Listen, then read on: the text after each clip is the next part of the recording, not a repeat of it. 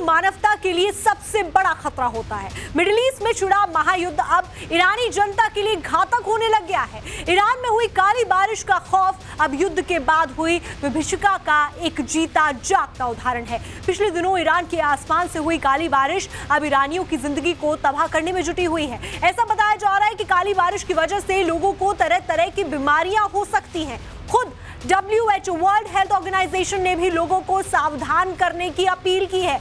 लेकिन सवाल यही है कि आखिर ये काली बारिश कितनी खतरनाक है? क्या ये बारिश बीमारियों को परोसने के साथ साथ जानलेवा भी हो सकती है? पिछले सप्ताह ईरान के कई तेल डिपो और एक रिफाइनरी पर ये इजराइल और अमेरिका ने हमले किए थे। इसके बाद तेहरान के पास काली और तेलीय बारिश दर्ज की गई। बारिश के संपर्क में आने वाले लोगों ने आंखों में जलन और सांस लेने में तकलीफ की शिकायत भी दर्ज की। 2 सप्ताह से जारी संघर्ष के दौरान क्षेत्र के अन्य हिस्सों में भी काले धुएं के गुबार देखे गए हैं।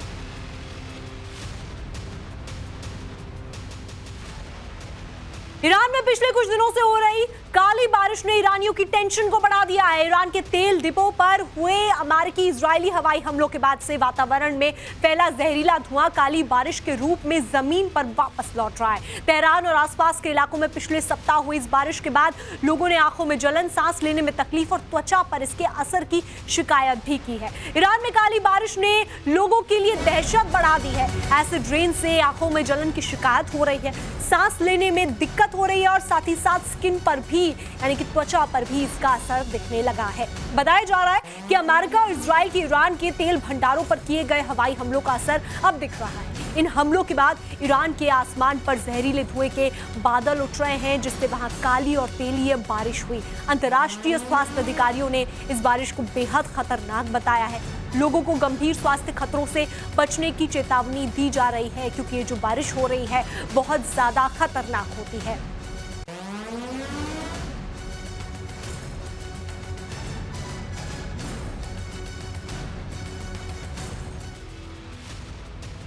और चलिए अब समझने की कोशिश करते हैं कि आखिर ईरान में क्यों काली बारिश होने लगी, जिसके बाद में हाहाकार मच गया है। तो ईरान पर यूएस और इजराइल लगातार हमला कर रहे हैं, जिसकी वजह से ईरान के फ्यूल डिपो और रिफाइनरी पर अटैक किया गया। तेहरान के आसपास की अगर बात की जाए तो वहां के डिपो को भी निशाना बनाया गया। तेल में भीषण आग लगी, काले धुएं का फिर इसके बाद गुबार उठने लगा।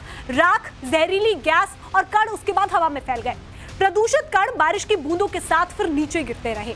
बारिश का रंग काला हो गया या गहरा तेलिया हो गया।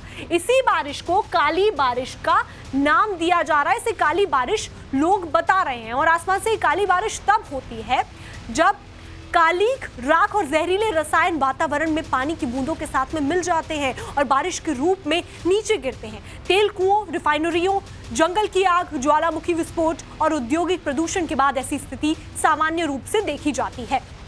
लेकिन ईरान में हुई काली बारिश ने लोगों की चिंताओं को बहुत बढ़ा दिया है। विशेषज्ञों की अगर बात करें तो वो बता रहे हैं कि इस बारिश में वायुमंडल में मौजूद जहरीले तत्व पानी के साथ मिलकर धरती पर गिरते हैं, जो लोगों के लिए गंभीर बीमारियों का खतरा पैदा कर सकते हैं। राख के छोटे कण इंसानी बाल की चौड़ाई से करीब 40 गुना छोटे होते हैं। ये फेफड़ों में गहराई तक जम सकते हैं और खून के प्रवाह तक में घुस जाते हैं।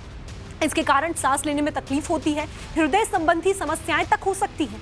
कभी कभी तो ये समय से पहले मौत का कारण तक बन सकता है। ये इस बात को बताता है कि कितना ज्यादा खतरनाक ये ब्लैक रेन होती है। ब्लैक रेन आखिर ईरान के लिए कितना खतरनाक संकट के तौर पर देखा जा रहा है। बारिश के बाद लोगों में क्या क्या शिकायतें हो रही हैं, अब इसको भी समझ लेते हैं। तो बात कितनी खतरनाक आखिर ये रेन है? WHO वर्ल्ड हेल्थ ऑर्गेनाइजेशन ने इसे स्वास्थ्य के लिए हानिकारक बताया है।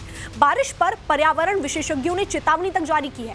सांस की तकलीफ, खांसी, गले में जलन की शिकायत लोग दर्ज करा रहे हैं। आंखों में लोगों को जलन हो रही है, सिर में दर्द हो रहा है, ये लक्षण दिखाई दे रहे हैं। त्वचा पर जलन हो रही है, केमिकल बर्न तक की शिकायत की गई है, जिन पर भी पानी की जो बरसात की बूंदें पड़ी हैं।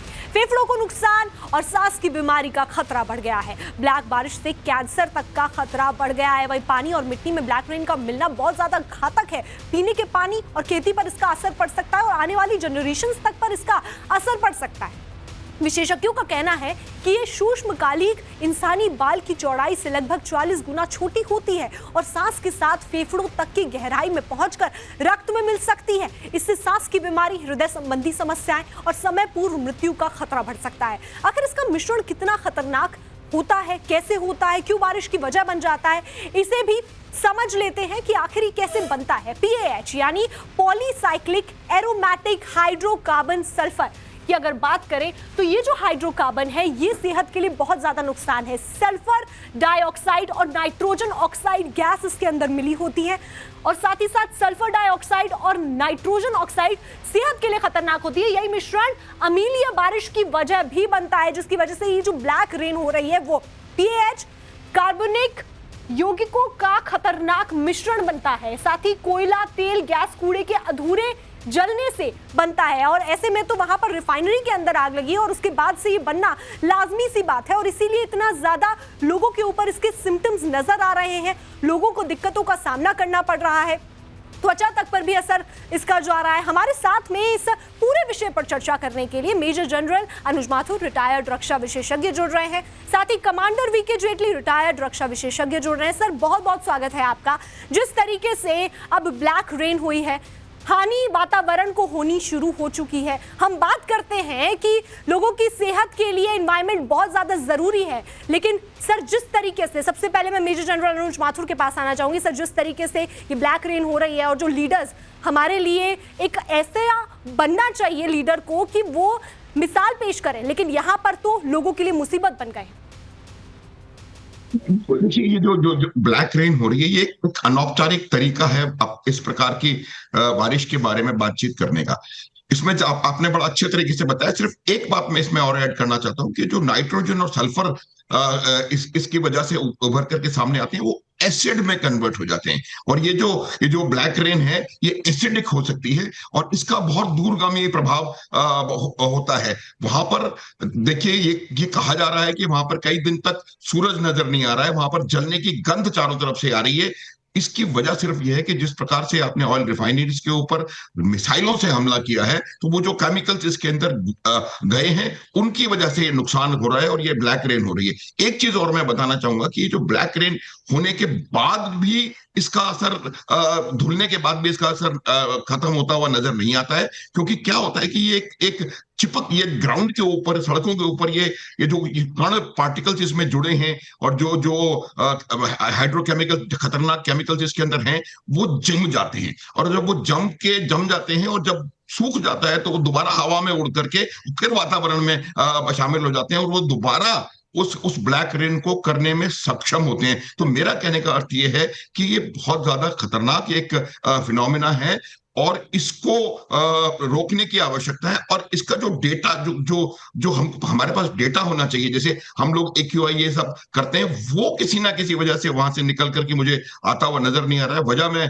बता नहीं सकता, लेकिन वो जब तक हमको पता पड़ना चाहिए कि कितना इससे वातावरण को नुकसान हुआ है और इसको हम किस प्रकार से आगे इससे निपट सकते हैं।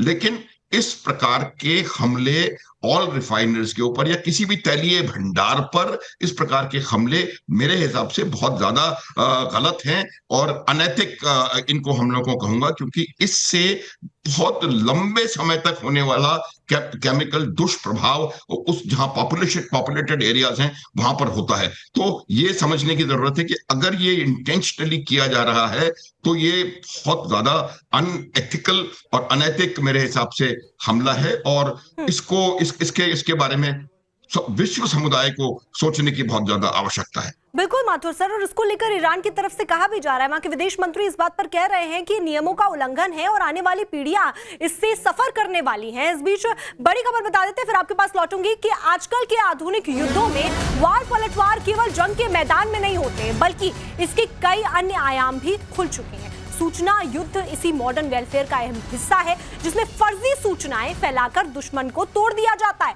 ऐसा ही खेल इजराइल ईरान जंग में भी जमकर खेला जा रहा है। तो देखिए, नेतन्याहू को लेकर एक तरफ जहां सोशल मीडिया पर तरह तरह की अफवाहें फैलाई जा रही हैं, चाहे उनके वीडियोस आ रहे हों, वहीं अफवाहों का खंडन करने के लिए नेतन्याहू खुद सामने आए हैं। उन्होंने एक वीडियो जारी किया, इसमें वो यरूशलेम के एक रेस्टोरेंट में कॉफी पी रहे हैं। इस वीडियो के साथ नेतन्याहू ने पूरी दुनिया को यह भी बता दिया कि वो जिंदा हैं। हालांकि इजराइल के पीएम नेतन्याहू को लेकर ये बड़ी खबर आ रही थी कि जो एक तस्वीरें सामने आई थी उसमें उनकी 6 उंगलियां नजर आ रही थी। साथ ही साथ इसीलिए अब ये नया वीडियो सामने आ गया है। तेल अवीव के एक कैफे में पहुंचे थे नेतन्याहू ने कॉफी पीते हुए फिर इस वीडियो को शेयर किया है। שאתה בכלל מת? אני מת על קפה, אתה יודע מה? אני מת על העם שלי. איך הם מתנהגים, פנטסטי. אתה רוצה לספור את מספר אצבעות? אתה יכול להראות לנו? פה. פה. ראית? יפה מאוד. לחיים. אתה חושב של המסר לאנשים שיוצאים ומתאווררים? לצאת להתאוורר, אבל ליד מרחב מוגן. והעמידה שלכם היא מדהימה, נותנת כוח לי, לממשלה, לצה"ל, למוסד. אנחנו עושים דברים שאני לא יכול לשתף ברגע זה, אבל עושים דברים מכים באיראן חזק מאוד, גם ביום הזה, גם בלבנון, ממשיכים. אתם אומרים לי להמשיך? אני אומר לכולכם, גם אתם תמשיכו. תמשיכו להישמע להוראות פיקוד העורף, כל הזמן, להישמע להוראות פיקוד העורף, וגם לראשי הערים, להיות תמיד ליד מרחב מוגן. ואנחנו נקל ככל שהדבר ניתן. ותודה לך על הקפה, הוא מצוין. אני לא יודע לגבי הקלוריות, זה נראה לי מסוכן מאוד.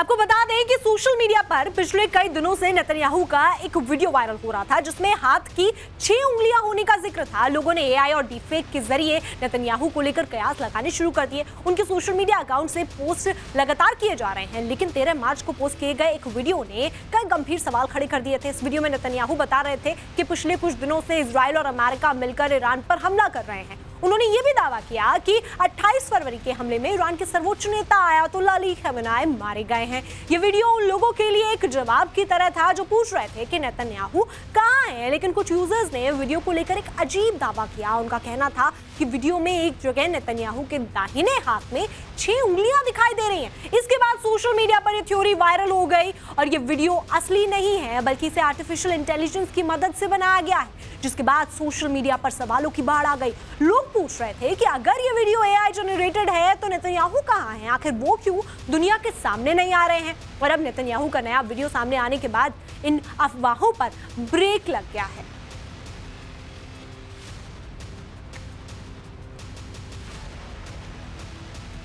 अब आपको बताते हैं कि सोशल मीडिया पर जिस वीडियो को लेकर लोग नेतन्याहू को लेकर चिंता जता रहे हैं उसको लेकर आखिर क्या दावे किए जा रहे थे। सोशल मीडिया पर नेतन्याहू का वीडियो आया था। 13 मार्च को ये वीडियो बताया जा रहा है जो कि काफी ज्यादा वायरल हुआ। वीडियो में नेतन्याहू के हाथ में 6 उंगलियां नजर आईं।